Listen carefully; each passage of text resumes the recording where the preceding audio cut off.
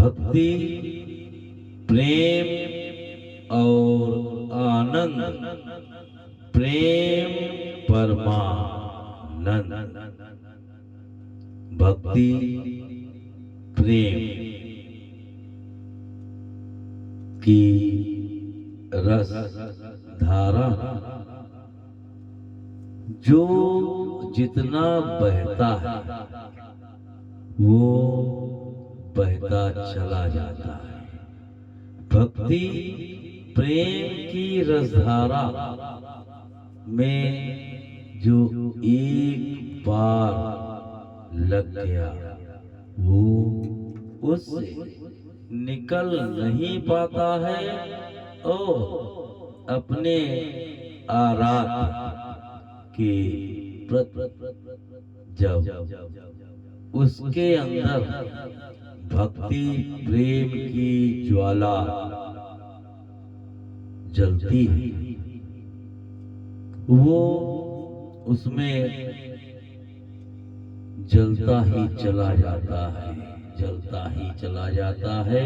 और ये जलना ऐसा होता है कि जितना जलता है, जितना जलता है वो उतना ही भक्ति प्रेम की रसधारा में आगे बढ़ता रहता है। और भक्ति प्रेम की रसधारा कोई सांसारिक प्रेम नहीं होता, इसमें दिखावा नहीं होता, इसमें कुछ पाने की कामना, कुछ पाने की इच्छा नहीं होती है। इसमें तो अपने आराध्य से मिलन की तड़प होती है, अपने आराध्य के प्रति चाहत होती है। इसमें कोई सौदा नहीं होता है। भक्ति प्रेम ऐसा प्रेम है जो बिना दिखावे के, बिना किसी लालच के, बिना किसी सौदे से होता है। और ये आत्मा का परमात्मा से मिलन है। और जितनी ज्यादा भक्ति प्रेम की तड़प होगी उतना ही वो अपने आराध्य के नजदीक पहुंचता है। ये तड़प जितनी बढ़ती है, इतनी बढ़ती है, ये बढ़ती ही जाती है। इस भक्ति प्रेम के रस में जैसे चुंबकीय तत्व होते हैं वो अपने आराध्य की तरफ उसे खींचते ही जाते हैं, खींचते ही जाते हैं। ना ही इसमें अपना तन का होश रहता है, ना ही कौन क्या कह रहा है, कौन क्या सुन रहा है। ढोल बज रहे हैं, नगाड़े बज रहे हैं, कुछ पता ही नहीं चलता। वो इतना ज्यादा उसमें डूब जाता है कि उसे कोई होश नहीं रहता। और जब वो अपने आराध्य किसी मंदिर स्थान पे पहुंचता है इतना आत्मबल हो जाता है कि वो अपने आराध्य के यदि स्थान पे मंदिर पे पहुंचता है सामने देखता है, देखता ही रह जाता है और अपने दिल में ही उनकी विशेष विशेष तरह की आकृतियां बनाता रहता है। और आकृतियों के अनुसार ही वो कभी कभी हंसने लगता है, कभी कभी रोने लगता है। और अश्रु धारा ऐसी चलती है, ऐसी चलती है कि देखने वाले कहने लगते हैं अरे ये तो लगता है पागल है, पागल पागल हो गया। वो पागल नहीं होता है, उसके अंदर तो अपने आराध्य से मिलन की तड़प, मिलन की लगन इतनी ज्यादा होती है कि वो सुध बुध सब भूल जाता है। उसे कोई होश नहीं रहता कि लोग क्या कहेंगे, क्या सुनेंगे। भक्ति प्रेम इससे अलग होता है। इसमें ना किसी के कहने का ध्यान, ना किसी के सुनने का ध्यान, बस एक ही लगन कि अपने आराध्य से मिलन। और ये मिलन आध्यात्मिक मिलन होता है। इसे वही महसूस कर सकता है जो इस प्रेम की रसधार में डुबकी लगा चुका है। और जब डुबकी लगा ही लेता है तो कोई कितना रोके, कितना टोके, उस रसधार से बाहर निकल ही नहीं पाता।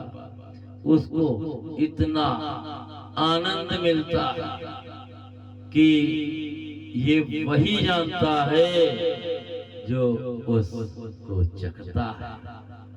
और भक्ति में ही आनंद, आनंद कोई भौतिक वस्तुओं से नहीं मिलता, भौतिक चीजों से नहीं मिलता। भौतिक वस्तुओं से आप सुख प्राप्त कर सकते हैं, आनंद सिर्फ ईश्वरीय शक्तियों के सुमिरन, अपने आराध्य के प्रति अटूट लगन, अटूट प्यार, अटूट प्रीत लगा करके ही आप आनंद का अनुभव कर सकते हैं। आनंद को न कोई खरीद सकता है, ना ही कोई इसमें दिखावा कर सकता है।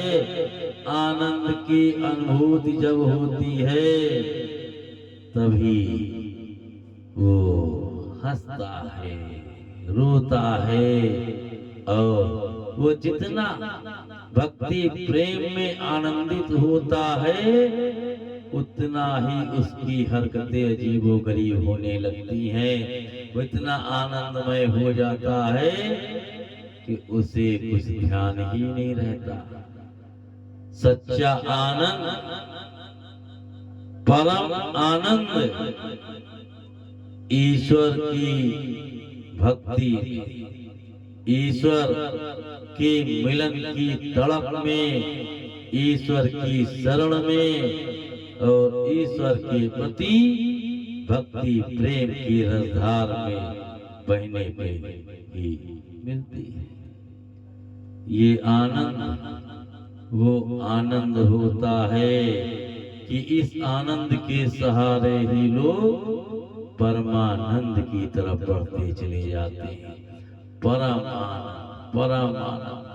आज अरे हमने अपने आराध्य को ऐसे साक्षात देखते हैं वैसे वर्णन करने लगता है और मुझे इतना आनंद आया। आनंद महसूस करने की चीज है। तो आनंद की सही परिभाषा वही जानता है जो अपने आराध्य के प्रति अटूट प्रेम रखता है। और उस प्रेम में ही आनंद है। और ये आनंद सांसारिक प्रेम में, सांसारिक वस्तुओं में कभी नहीं मिल सकता। ये आनंद तो आध्यात्मिक होता है। आध्यात्मिकता की ओर बढ़ने पर ही आनंद की प्राप्ति होती है। और जब आनंद बढ़ता जाता तो वो परमानंद की तरफ बढ़ता है। और ये सही भी है कि आप भौतिक वस्तुओं से सुख प्राप्त कर सकते हैं, लेकिन आनंद नहीं। आपने अच्छा खाना खाया, आप एसी में लेटे, आपके पास बड़ी बड़ी गाड़ियां हैं, घूम रहे हैं, उससे सिर्फ आपको सुख मिलता है, आनंद नहीं मिलता है। आनंद ईश्वरीय भक्तियों, ईश्वरीय शक्तियों की भक्ति में, भजन में, कीर्तन में, सत्संग में, भागवत में, राम कथा में, इन सब में आनंद की अनुभूति होती है। और ये आनंद इतना अधिक आह्लादित कर देता है कि लोग अपने आराध्य के प्रति भाव विह्वल हो जाते हैं और रोने लगते हैं, हंसने लगते हैं, पागलों सी हरकतें करने लगते हैं। और जितना वो रोते हैं, हंसते हैं, पागलों सी हरकतें करते हैं, उन्हें तो उतना ज्यादा आनंद आता है। और ये सत्य भी है। तो कहा भी गया है कि जब राम जी का अवतरण हुआ, उस समय अयोध्या में चारों तरफ आनंद का वातावरण छा गया, परमानंद का वातावरण छा गया, और सब लोग उसी आनंद, उसी प्रेम रस में डूबने लगे, और डूबते डूबते परमानंद उन्हें आने लगा, परम। और द्वापर भी जब कृष्ण जी का अवतरण हुआ, उसमें भी यही कहा गया कि नंद घर आनंद भयो, जय कन्हैया लाल के, तो हाथी घोड़ा पाल की, जय कन्हैया लाल की। नंद घर आनंद भयो, इसका सीधा यही आशय है कि आनंद ही ईश्वरीय शक्तियों के सानिध्य में मिलता है। ये नहीं कहा गया कि नंद घर कृष्ण भयो, नंद घर पुत्र भयो, कहा गया नंद घर आनंद भयो, जय कन्हैया लाल की।